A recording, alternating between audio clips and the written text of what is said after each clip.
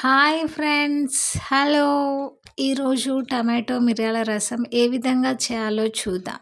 ఒక మిక్సీ గిన్నెలోనికి మిరియాలు, వెల్లుల్లి, జీలకర్ర ఈ మూడిటిని మిక్సీ చేసి పక్కకు పెట్టుకోండి.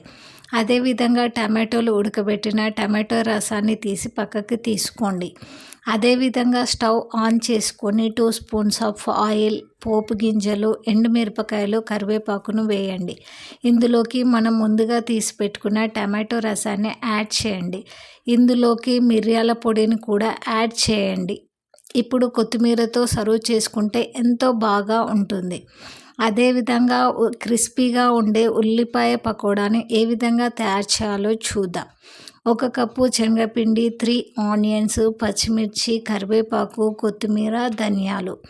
ఇప్పుడు ఆనియన్స్ అనేది సన్నగా తరిగి పక్కకి తీసుకోండి. ఎంత సన్నగా తరిగితే అంత బాగా వస్తుంది. ఇప్పుడు పచ్చిమిర్చిని కూడా సన్నగా తరగండి. అదేవిధంగా కరివేపాకు, కొత్తిమీరను కూడా సన్నగా తరిగి పక్కకు పెట్టుకోండి.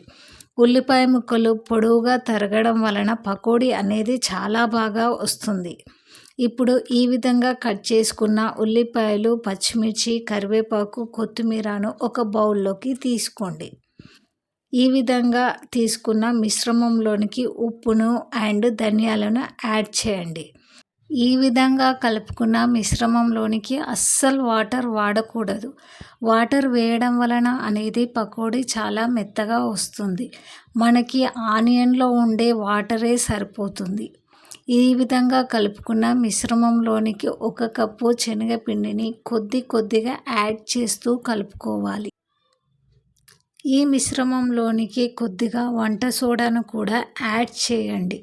ఈ విధంగా ఆనియన్స్లో నుంచి వచ్చిన వాటర్తోనే ఈ మిశ్రమాన్ని కలుపుకోవాలి.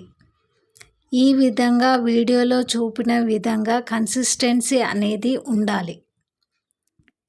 ఇప్పుడు స్టవ్ ఆన్ చేసుకొని ఒక ప్యాన్లోకి అండ్ డీప్ ఫ్రై చేయడానికి విధంగా ఆయిల్ని పెట్టుకోండి.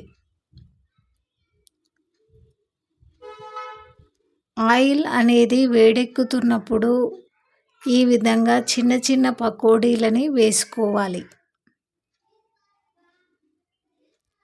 ఈ పకోడీలు అనేది మాడకుండా దూరగా ఉన్నప్పుడే తీసి పక్కకి పెట్టుకోండి.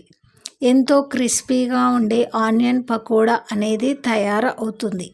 ఈ రెసిపీని మీ ఇంట్లో ట్రై చేసి ఎలా వచ్చిందో తప్పకుండా కామెంట్ చేయండి. Please like, share, follow this Jyothi channel. Thank you.